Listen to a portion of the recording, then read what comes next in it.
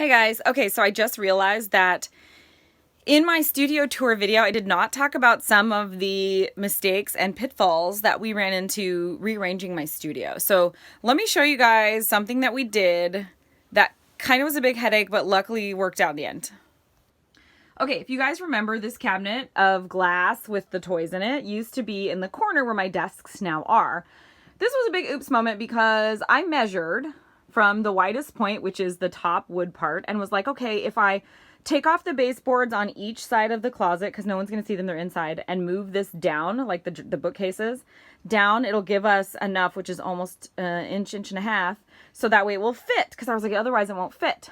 So I took out the baseboards on this side.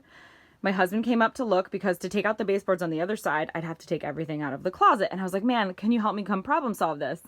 So he's like, I think you can actually get it in here without, taking off the other one. So he tried to squeeze it in and it wouldn't fit because guess what?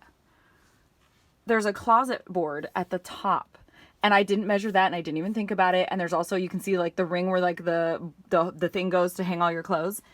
You can't take that out easy like a baseboard. It doesn't just pop out. Plus it's holding up the weight of the shelf. So I was like, oh no, what now? And my husband's like, hey, this thing's a rectangle.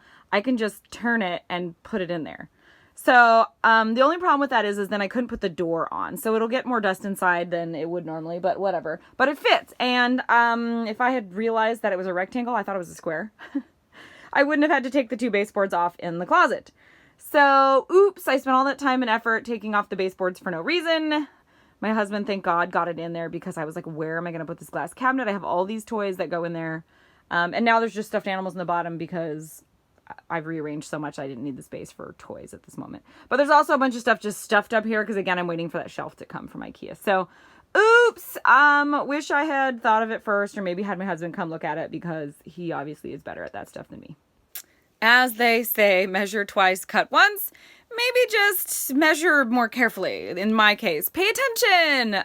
Because yeah, that would have saved us a whole lot of work, or me anyway, because I was the one on the floor. Like, I had to watch a YouTube video to figure out how to take it off without ruining the drywall, and it still peeled off some of the paper from the drywall. And I was like, well, it's in the closet. No one's gonna notice. But now I'm like, I didn't even have to do all that. So, oh well, there was my first like major oops.